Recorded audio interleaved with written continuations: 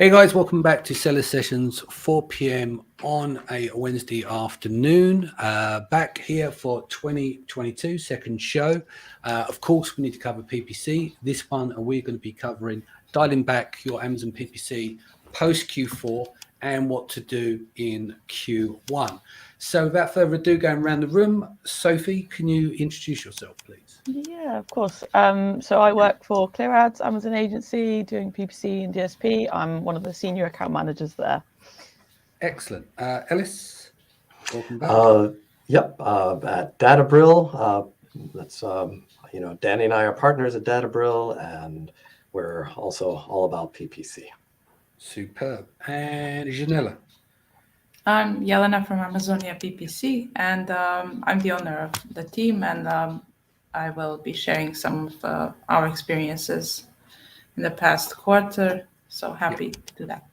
Excellent. So, Sophie, would you like to kick things off? Just give us some things what people should be doing right now in terms of dialing back their PPC campaigns from Q4.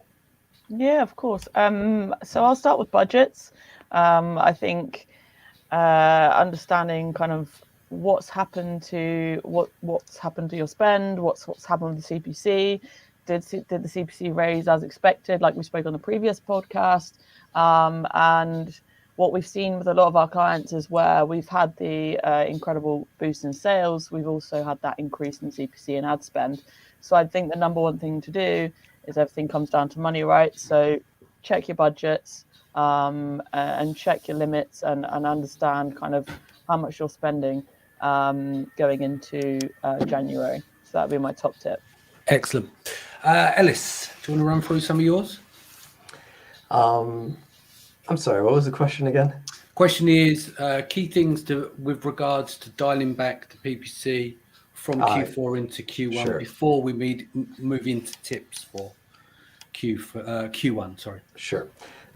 So I guess a few things. One of them is, when is Q1 or Q4 actually over? And I would say the best way to think about Q4 being over is, when are your products no longer consistently deliverable before Christmas?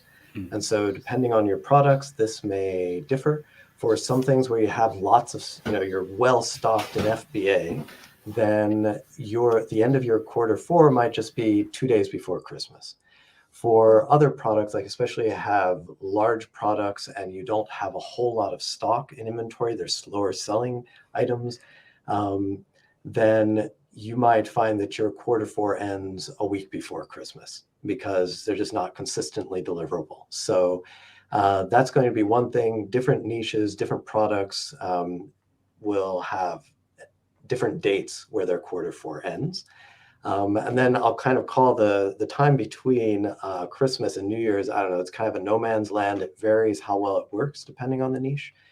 So almost everybody should pull back because conversion rates drop in almost all niches. Not in all niches, but in almost all niches. Or health and fitness kick in January, things like that. But they're the rarities out of the amount of products across the categories. Yeah. And some things that are just business items that seem to not change much. But pens, pads, stationery, and stuff like that. And then there'd be a question of, what do you do? So I'm not sure if this, the dialing back is, we dial back on our bids.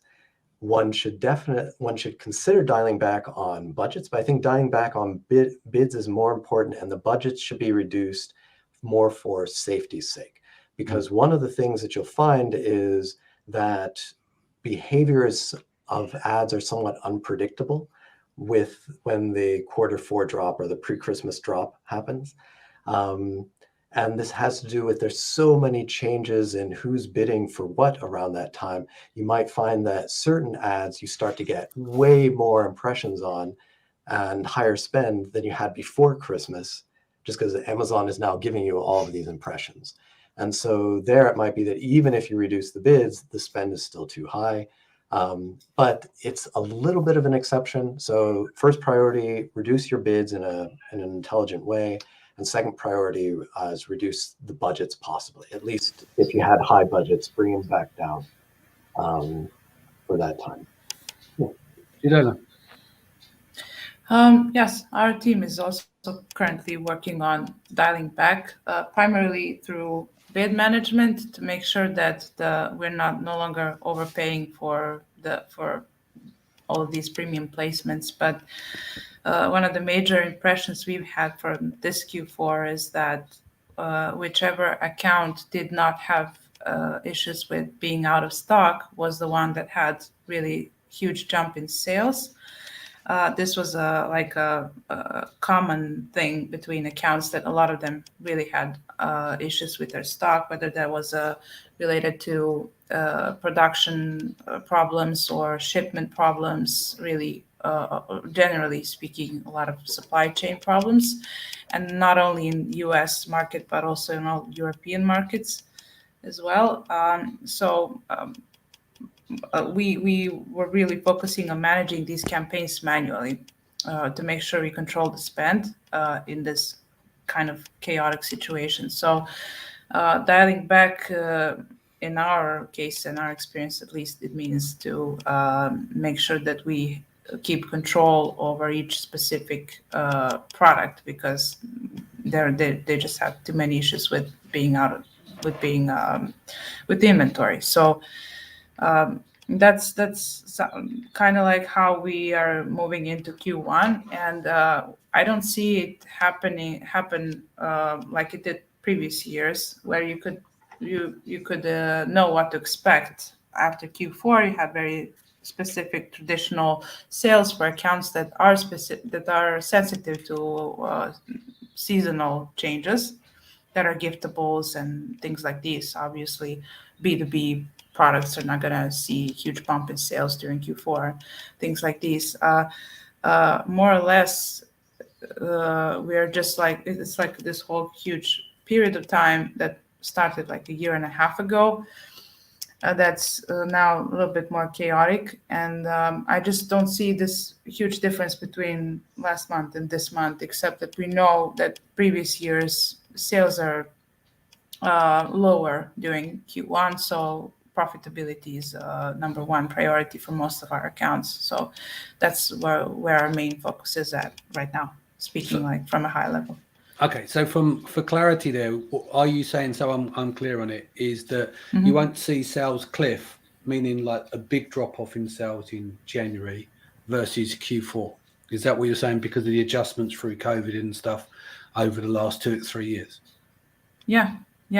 Except that there's a difference. Like, you could expect that during Q1 regularly, because people have spent their money during Q4 and all of that, and then you have 2 quiet months during which you work on your inventory and inventory management in general, and then you slowly bump up the sales during March. And I kind of see this being a little bit different this year, just continuing where we left off, just focusing on profitability and saving ranks mostly. That's like very basic stuff, but it is how it is right now. Cool. Excellent.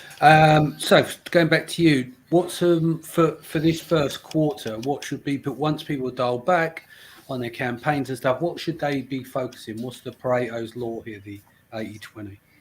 I think there's a few things really, and of course everything is industry dependent, it goes without saying, is understanding the changes that you've made within your campaigns. So if you're going to get granular, any changes you've made within your campaigns as regards to the holiday season, now as we move into kind of Q1, understand when the next holiday season is, what changes you need to make for the future holidays, and just kind of being prepared.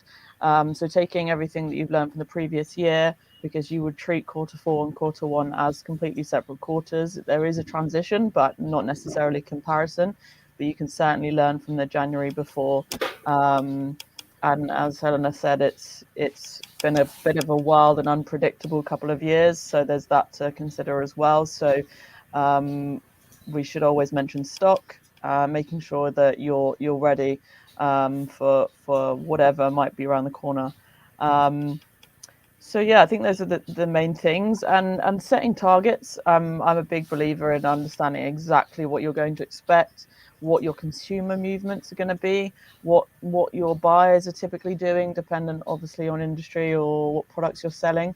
What do you expect typically from Q1 from your buyers? How do they buy? Where are they buying? Everything from placements to targets should be edited for Q1. So that's how I'd say the best way, or in a top line way, the best way to go into Q1, transitioning from Q4. Cool. Excellent. Ellis? Well, let's see. I guess one of the questions could be, if we're looking back, say, a week earlier than now, is when do we start increasing spend again? So really transitioning, if I think of quarter one as starting maybe after December 25th or something along those lines, then that's something where you're going to want to look back at past data. So it's going to depend on your niche, but also, it's difficult because, as has been stated here, it's different from year to year. Nonetheless, looking at past data is, one of your best sources of trying to come to some intelligent prediction. And so for some niches, sales go up on December 25th already, and others, it's better to wait until sometime in early January. And for some others, there's just no sales until next December or November. And so that will be a consideration as to when you start dialing up. But when you start dialing ad spend back up, because we really pull back the bids over Christmas due to the low conversion rates, then it's a question of how much. And the best thing to do is look back at your data, see what your conversion rates were like before, or what you did with your bids, and either just raise them back to where you'd had them pre-Christmas or somewhere in between. And then you make that adjustment, you look and you see what's the response, and you adapt again if necessary. And then one of the things that every single quarter, the most important thing is just managing your PPC well, and the principles are always the same. So if think of it in maybe 5 steps, you need to calculate your margins, you need to predict your conversion rates, choose your advertising aims. And this can be, as was mentioned, really, it's important to keep such an advertising aim in mind as your organic rankings, but also your ACOS and your TACOS and all of this. You build then forth campaigns to meet those aims, and then you evaluate the results and repeat the whole cycle. And that's the good management part of it. And so don't let yourself be distracted by shiny new advertising possibilities. And that said, there are a couple of things out there that seem promising if you want to take a look at them. We're finding the impression share report to be very valuable. And we've had some good success. I can't say too much about it yet so far, but some good success with the CPM campaigns. Yeah. So I'll stop there. There's more I could say, but we'll see what questions come. Cool. Jelena, what have you got for us? In terms of tips, if that's what you mean. Yeah, for what people should be focusing on post dialing down their campaigns and getting everything optimized from over the Christmas period, like Ellis said, that little sleepy area in between Christmas up into New Year and then into New Year. Obviously, the common thing is everyone will dial back their campaigns, how, why, whether that's budget, the budgets, the bids, the combination of both, etc. But what should they be focusing on for this quarter? If I would give the same advice to everyone, it would be focused on inventory, making sure that your inventory is well optimized. That's like number one thing. You can't do any PPC without it. Very important. Unfortunately, that was one of our major challenges for the whole last year, and it's definitely going to keep happening this year too. So make sure you're in stock. Your IPI index score is as good as it can be. But PPC wise, yeah, I like that you mentioned the impression share metric, which is it shows, in my opinion, showing it's a new metric. So people who are familiar with this are probably familiar with it from Google, which definitely shows that there is a rising competition on Amazon between advertisers. The introduction of this metric is something that I would see as a sign of rising competition. So that could possibly mean that CPCs that rose during Q4 are going to stay high. So prioritizing ad spend on bestsellers and making sure these bestsellers are always in stock is like the bread and butter. So that's where I would focus on, and everything else that you can add, like DSP or some sponsored display campaigns, added expanded visibility is something to keep in mind for the next year. But for the next couple of months, I'd say just making sure you save as much money as possible, because these are usually the most quiet months during the year. Of course, if we're speaking generally, not every account is the same. So I love the way you use the British term there when you said bread and butter. I use that term quite. It's good. You're learning. You're learning. We're getting some additional. Don't encourage it, Danny. Encourage, yeah. I'll start teaching you. What was it called? Cockney rhyming slang. Yeah. Ranking. This is a good time for some companies, depending leading up to that spring, summertime. Where people pick up around March. Some of the paddle boards and stuff like that, depending on the products people are doing. Any changes there, Ellis, you're seeing in terms of same process, in terms of ranking new keywords just before the peak sales kick in, just to get placements before the cost per click rises? Let's see. Well, this isn't a direct answer. So one of the things is going back to this impression share report. That's something that you can definitely use to help sort of troubleshoot or fine tune your approach. You want to be looking at the CPCs, top of search placements. Those are very important in PPC. So the organic ranking has been relegated to a second-class placement by Amazon. You have to, the top 4 organic ranking products sometimes aren't even shown on the front, on the first screen on desktop. Yeah, it's below the fold. Yeah. Yeah, or the number 1 organic ranking product is sometimes below the fold. And then to get to the number 5, you have to scroll down multiple screens full. And so while it's important, it's now a second-class citizen, unfortunately. And so this means PPC competition has gotten so much heavier, and the CPC has rose dramatically in 2021. And with regard to, while we definitely want to be as high as we can reasonably be for organic ranking, we have to remember that in most niches, it's now nowhere near as effective as it used to be. And then with regard to trying to work on your ranking before the season really, or the demand really, the season starts to lift, yeah. Right. That makes sense. But at the same time, we do have to remember that demand is lower. And so your conversion rates are going to be lower in all probability.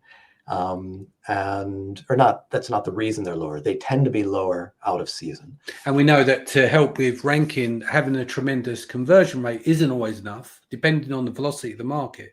But if you do try and rank products in the low period where conversion rates are lower, yes, you'll rank because it's going to be relative to other products that are low conversion rate.